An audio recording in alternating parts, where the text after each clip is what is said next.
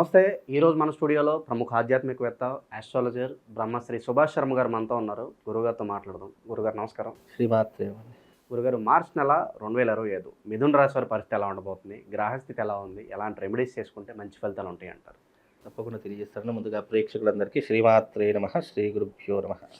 మిథున రాశి వారికి కనుక చూసుకున్నట్టయితే వ్యయ స్థానంలో గురు సంచారము, 9వ స్థానంలో శని సంచారం నడుస్తుంది. కనుక వీళ్ళకున్నటువంటి జాతక రీత్యా కనుక చూసుకున్నట్టయితే కొంతవరకు లాభంగా ఉంది, కొంతవరకు నష్టంగా ఉంది. అంటే మధ్యమ ఫలితాలు, మీడియం ఫలితాలు ఉంటాయి. ఆర్థికపరమైనటువంటి విషయాల్లో సమాంతరంగా ఉంటుంది. డబ్బు సంపాదిస్తారు, అదే రకంగా ఖర్చు, అప్పు మాత్రం చేసుకోరు. అలాగే వీళ్ళకు మానసిక పరిస్థితుల్లో కూడా చిన్న చిన్న ఇబ్బందులు వస్తాయి. కానీ దాన్ని తట్టుకునేటటువంటి శక్తి సామర్థ్యాలు ఆ భగవంతుడి దయ వల్ల చాలా పుష్కలంగా ఉంటూ ఉంటాయి. ఈ మిథున రాశి వారికి ఇప్పుడున్నటువంటి ఈ మార్చి నెలలో జన్మస్థానంలో కుజ సంచారం నడుస్తుంది. కుజుడి యొక్క కారణం చేత ఏమవుతుంది అని అంటే గనక కోపమావేశం విపరీతంగా వస్తుంది. చేయవలసినటువంటి పనిలో ప్రతి ఒక్క దాంట్లో చిరాకు పడుతూ ఉంటారు. అలాగే రాబోయేటటువంటి ఈ రోజుల్లో కూడా వాళ్లకు కొంతవరకు ప్రశాంతత లోపిస్తూ ఉంటుంది. పెద్దవాళ్ళ యొక్క సలహాలు సూచనలు పాటిస్తూ ఉంటారు. అయినప్పటికీ కూడా కొన్ని ఇబ్బందులు అవాంతరాలు ఎదుర్కొంటూ ఉంటారు. శత్రువులు విపరీతంగా పెరిగిపోతారు. ముఖ్యంగా ఈ మిథున రాశి వారికి ఈ మాసంలో శత్రువుల బెడద, శత్రువుల బాధ విపరీతంగా వస్తుంది. తద్వారా వీళ్లకు ప్రశాంతత కోల్పోతూ ఉంటారు. టెన్షన్స్ విపరీతంగా ఉంటూ ఉంటాయి. ఇంటికి వెళ్తే చిక్కులు చికాకులు, సరిగ్గా భోంచేద్దామంటే సమయం దొరకదు, సరిగ్గా కంటి నిండా నిద్రపోదామంటే కూడా సమయం దొరకదు. ఇలా ఎనలేనటువంటి కష్టాలు పడుతుంటారు. కానీ సాటిస్ఫాక్షన్ ఉండదు. ఆరోగ్య సమస్యలు కూడా ఆరోగ్య సమస్యలు కూడా విపరీతంగా ఉంటూ ఉంటాయి. ఎందుకంటే జన్మ జాతకంలో కుజుడు ఉన్నాడు కాబట్టి ఇప్పుడున్నటువంటి మాసంలో ఈ కుజుడి యొక్క కారణం చేత ఆరోగ్య భంగము, ధనము నష్టపోవడము, అయిన వాళ్ళతో దూరం ఏర్పడము, అలాగే శత్రువులు విపరీతంగా పెరిగిపోయేటటువంటి అవకాశాలు ఈ మిథున రాశి వారికి ఏర్పడుతుంటాయి. కనుక కాస్త జాగ్రత్తగా ఉండేటటువంటి ప్రయత్నం చేసుకోండి. ధన నష్టం అని చెప్పి మాట్లాడుకుంటున్నాం గురుగారు. కాస్త ఆర్థికంగా బలపడడానికి ఎంతకాలం పట్టవచ్చు అంటారు? ఇక్కడ ధన నష్టము అనే దానికి అర్థం ఏంటి అంటే కనుక నమ్మి డబ్బులిచ్చి మోసపోవడం, పెట్టుబడులు పెట్టి మోసపోవడం, బెట్టింగ్ లాడి మోసపోవడం, జూదమాడి మోసపోవడం, ఇలాంటివి చేయడం వల్ల ధన నష్టం ఏర్పడుతూ ఉంటుంది. ముఖ్యంగా ధనం నష్టపోతున్నాము అని అంటే కనుక వీళ్ళే చేసుకున్నారు, స్వయంకృత అపరాధం అని చెప్పుకోవచ్చు. కాబట్టి వీళ్ళే చేసుకుంటారు. కానీ అందులో కాస్త జాగ్రత్తగా ఉండే ప్రయత్నం చేయాలి. ఇప్పుడు ఉన్నటువంటి పరిస్థితుల్లో ఒక్క నెల ఓపిక పడితే రాబోయే సంవత్సరం అంతా కూడా చాలా గుడ్ న్యూస్ వింటారు. ఈ ఒక నెల, మార్చి నెల కాస్త ఓపికగా ఉండే ప్రయత్నం చేయండి. అనవసరంగా తొందరపడి నిర్ణయాలు తీసుకోకండి. వీలైనంత కోపం ఆవేశం తగ్గించుకునే ప్రయత్నం చేయండి. తల్లిదండ్రుల మీద దురుసుతనంతో ఎక్కువగా ప్రవర్తించకండి. తద్వారా మీరు నష్టపోయే అవకాశం ఉంటుంది. అలాగే పబ్బులు, పార్టీలు అని విపరీతంగా తిరుగుతూ ఉంటారు. అవి కొన్ని తగ్గించుకునే ప్రయత్నం చేయండి. జూదము, మద్యం లాంటివి తగ్గించుకునే ప్రయత్నం చేయండి. తద్వారా వీళ్ళకు కొంతవరకు మెరుగైనటువంటి ఫలితాలు ఏర్పడతాయండి. పెట్టుబడుల విషయాల్లో కూడా గురుగారు, ఎవరో ఏదో వచ్చి పలానా చేద్దాము, ఇన్వెస్ట్ చేద్దాము, పార్ట్నర్షిప్ అని చెప్పి మాట్లాడే అవకాశాలు కనిపిస్తున్నాయి అంటారా? అయితే ఇక్కడ ఈ యొక్క మిథున రాశి వారు ఏంటంటే పెట్టుబడులు అనేటటువంటివి చాలా తక్కువగా పెడుతూ ఉంటారు.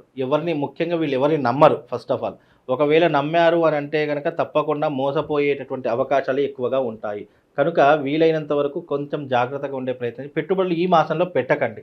మిథున రాశి వారు ఎప్పుడు పెట్టుబడులు పెడతారు అంటే మే కానీ జూన్లో కానీ పెట్టుబడులు పెట్టండి. ఈ మాసంలో పెట్టిన పెట్టుబడులు మీకు జీవితంలో తిరిగి రావు. అవి బూడిదలో పోసిన పన్నీరు అవుతుంది. కనుక కాస్త ఆలోచన చేసుకొని వ్యవహరించేటటువంటి ప్రయత్నం చేసుకోండి. ఇక విద్యార్థుల పరిస్థితి గురుగారు, విదేశాలకు ఎవరైతే వెళ్ళాలనుకుంటున్నారో మంచి రిజల్ట్స్ ఉండబోతున్నాయి? విద్యార్థులకు ఈ మాసంలో కొంతవరకు మెరుగైనటువంటి ఫలితాలని చెప్పుకోవచ్చు. అంత చెప్పుకోదగ్గటువంటి నెగిటివ్ ఇంపాక్ట్స్ అయితే ఏం లేవు. ఉద్యోగస్తులకు ఇంకొక నెల వెయిట్ చేయాల్సి ఉంటుంది. కొంతవరకు ఇప్పుడు ఎంత ప్రయత్నం చేసినా ఉద్యోగ అవకాశాలు దొరకకపోవడం, లేదా ఉన్న ఉద్యోగాలే ఊడిపోవడము, ప్రమోషన్స్ నిలిచిపోవడం, ఇలాంటివి జరుగుతూ ఉంటాయి. కనుక కాస్త జాగ్రత్తగా ఉండే ప్రయత్నం చేసుకోండి. ఈ రియల్ ఎస్టేట్లోను, స్టాక్ మార్కెట్లోను పెట్టుబడులు పెట్టుకోవచ్చు అంటారు? ఇప్పుడున్నటువంటి ప్రస్తుత కాల పరిమితి ప్రకారము పెట్టుబడులకు దూరంగా ఉంటే మంచిది. ఎందుకంటే జన్మజాతకంలో కుజుడు ఉన్నాడు మిథున రాశిలో. కుజుడు యొక్క సంచారము చేత ఏమవుతుంది, పెట్టుబడులు పెడతారు కానీ అవి తిరిగి రావు. మళ్ళీ మనకు వస్తాయో లేవో అనేటువంటి గ్యారంటీ కూడా లేదు. అందులోనూ ఇప్పుడున్నటువంటి విషయంలో వీళ్ళు ఏ రకమైనటువంటి వృత్తి వ్యాపారం చేసుకుంటున్నారో, ఏ రకమైనటువంటి ఉద్యోగం చేసుకుంటున్నారో అందులోనే కొంతకాలం గడిపేటటువంటి అవకాశాన్ని ఏర్పరచుకోవాలి. అనవసరంగా తొందరపడి నేను దాంట్లో జంప్ చేస్తాను, దీంట్లో జంప్ చేస్తాను, అనవసరంగా ఉన్నదాన్ని పోగొట్టుకుంటానంటే మాత్రం ఎవరు కూడా ఏం చేయలేరు. ఉన్న దాంట్లోనే ఈ ఒక నెల గడిపేసేయండి. ఉగాది తర్వాత, ఆఫ్టర్ ఏప్రిల్ మే తర్వాత మీకు మెరుగైనటువంటి ఫలితాలు కనిపిస్తాయి. సో ఆ మెరుగైన ఫలితాల్లో ఈ కోర్టు వ్యవహారాలు, భూ కబ్జా గురైన వాళ్ళు, పోలీస్ స్టేషన్ చుట్టూ తిరిగే వాళ్ళు, సో వీళ్ళకి కూడా ఆ టైం ఆ తర్వాత టైం తర్వాత ఇప్పుడు ఈ మిథున రాశి వారు ఎవరైతే కోర్టు కేసులు ఇంకొంతకాలం ఎదుర్కోవాల్సిన పరిస్థితులు ఉంటాయి. ఇక పోలీస్ స్టేషన్ చిక్కులు, చికాకులు ఏదో ఒక దాని మీద పోలీస్ స్టేషన్ మెట్లెక్కే అవకాశం ఏర్పడుతూ ఉంటుంది. అందులో కొంతవరకు జాగ్రత్త, సమన్వయం పాటించాలి. ప్రతి దానికి రియాక్ట్ కాకూడదు, ఓవర్ రియాక్ట్ ఎక్కువగా కాకూడదు. ఎవరో ఏదో చెప్పారని చెప్పేసి వాళ్ళ మాటలు పట్టించుకొని మనం అనవసరంగా తొందరపడి నిర్ణయాలు తీసుకోకుండా ఉంటే బాగుంటుంది. కోర్టు కేసులు అంటారా, కొంత వాళ్ళకు ప్రొలాంగ్ అయ్యే అవకాశం ఉంటుంది. అది ఒక కొలిక్కి రావాలి. దానికి ఒక సమయం పాటిస్తే కనుక అది ఒక విషయానికి కొలిక్కి వస్తుంది. అప్పటి వరకు కొంతవరకు ఓపిక పడితే చాలా మంచిదండి. గురుగారు ఇంకా మెరుగైన ఫలితాలు పొందడానికి ఈ రాశి వారికి మంచి రెమెడీస్ ఏదైనా ఉంటే తెలియజేయండి గురుగారు. ముఖ్యంగా మిథున రాశి వారికి మంచి రెమెడీ అంటే గనక వీళ్ళు శివారాధన చేసుకుంటే కొంతవరకు కలిసి వస్తుంది. ముఖ్యంగా శివశక్తి స్ఫటికలింగం దొరుకుతుంది. ఆ స్ఫటికలింగాన్ని పూజించి మంత్రించి మీ దగ్గర పెట్టుకోండి. తద్వారా వీళ్ళకు శుభం లాభంతో పాటు మంచి అదృష్ట యోగం కూడా కలుగుతుంది. మీకు శివారాధనకు సంబంధించినటువంటి ఒక మంత్రం చెప్తాను. ఆ మంత్రాన్ని ప్రతిరోజు 108 సార్లు పారాయణం చేసుకోండి. ఓం హర శంభో మహాదేవ విశ్వేశ అమరవల్లభ శివశంకర సర్వాత్మన్ నీలకంఠ నమోస్తుతే అనేటటువంటి ఆ దివ్యమైనటువంటి మంత్రాన్ని మీరు చదువుకోండి. తద్వారా మీకు శుభం లాభంతో పాటు అదృష్ట యోగం కూడా కలుగుతుంది.